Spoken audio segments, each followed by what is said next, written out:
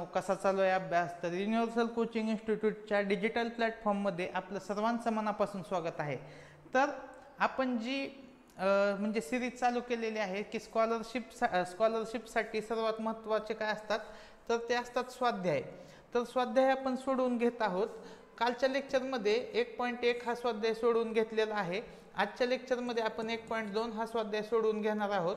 नवनीत पुस्तकामधील हे स्वाध्याय आहेत. तर चला चालू करूया की हे स्वाध्याय कसे सोडवायचे. तर प्रश्न बघा, पहिला प्रश्न काय आहे?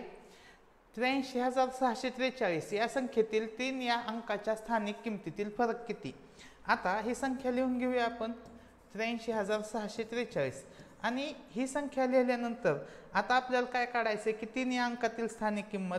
मग बघा, एकदम पुढचं 3 घ्या, हे 3. तर ह्या 3 या अंकाची स्थानिक किंमत काय येईल? 3.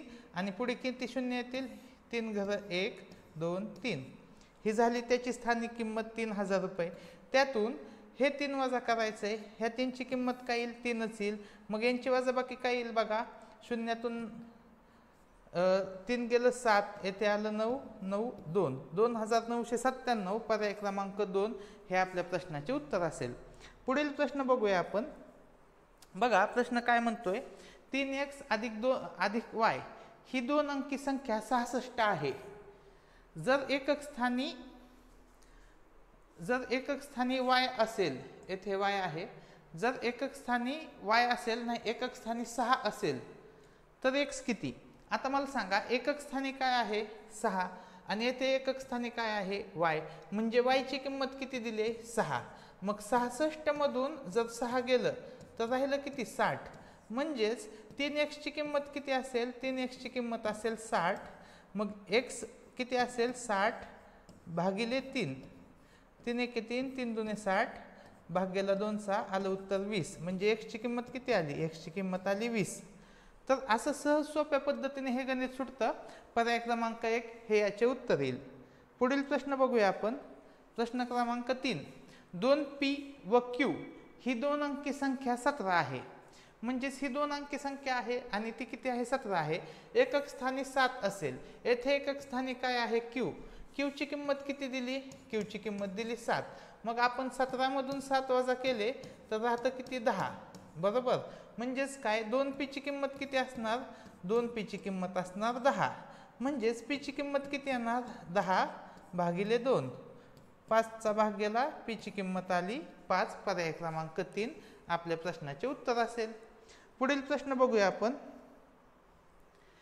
की 5 स्टार 4 स्टार या संख्येत फुल्यांच्या जागी समान अंक आहेत. त्यांच्या स्थानिक किमतीतील फरक 297 आहे.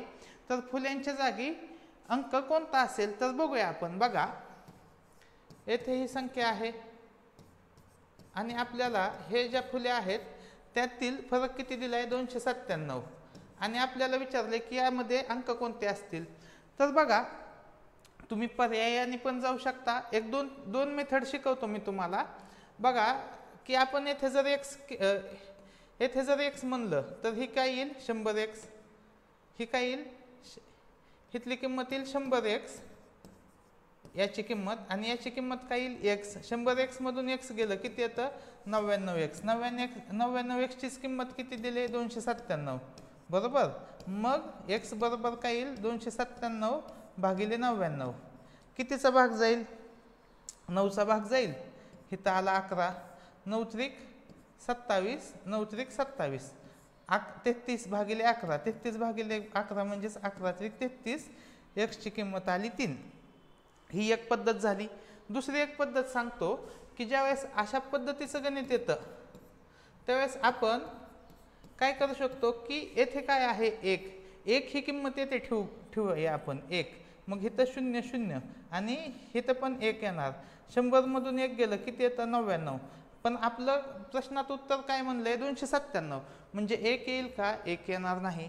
मग पुढची संख्या ठेवून बघूया. पुढची संख्या काय आहे? 5. येथे 5 ठेवलं आणि 5 येथे 5 वजा केलं किती येईल बघा? 495. आपलं उत्तर काय आहे? 297. म्हणजे हे पण येणार नाही. पुढचा पर्याय ठेवून बघूया आपण 2. ठीक आहे.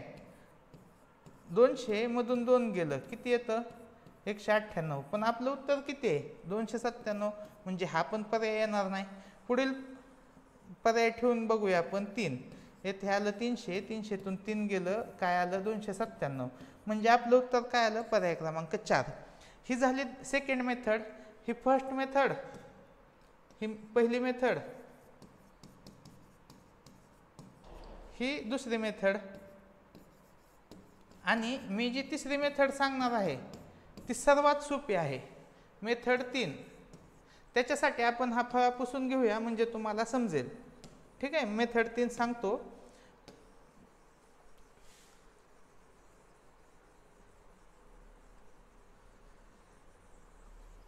आता मेथड 3 मध्ये आपण काय करणार आहे की शेवटचा अंक बघणार आहे. हा शेवटचा अंक किती आहे 7. मग 10 मधून 7 गेलं, उत्तर काय आलं 3.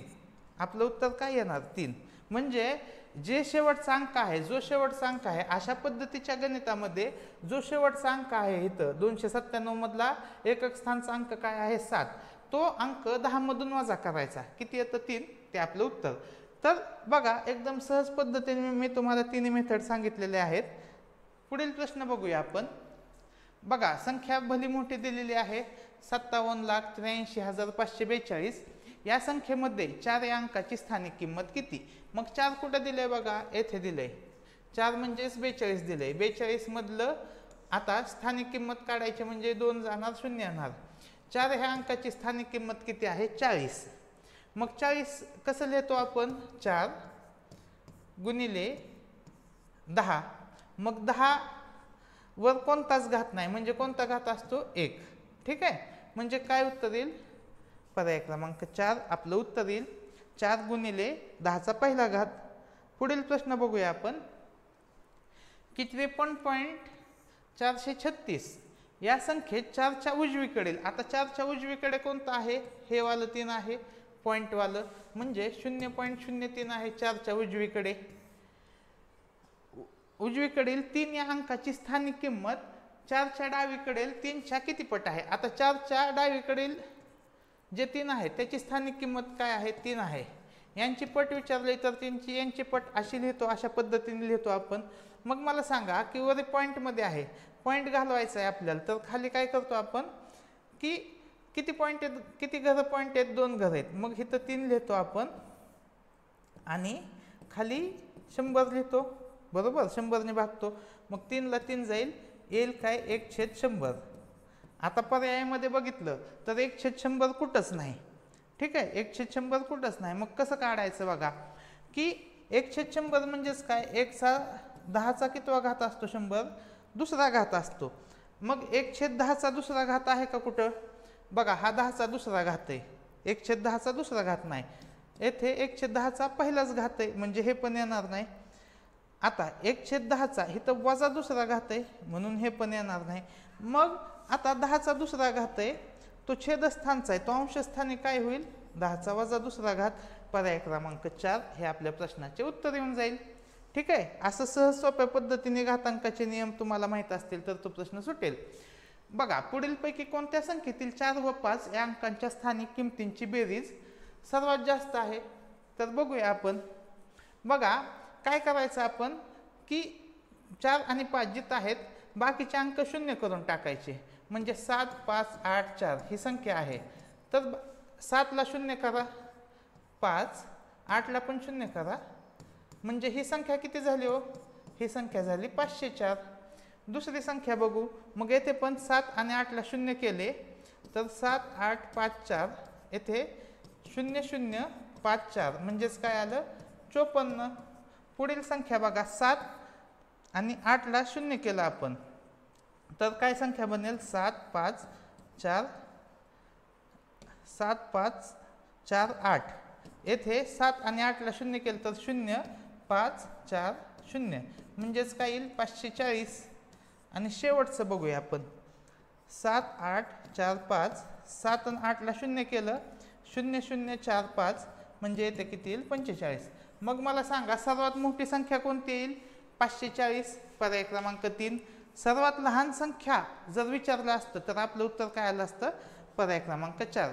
तर अशा पद्धतीने स्वाध्याय क्रमांक 1.2 चे संपूर्ण विश्लेषण आपण या व्हिडिओमध्ये दिलेलं आहे।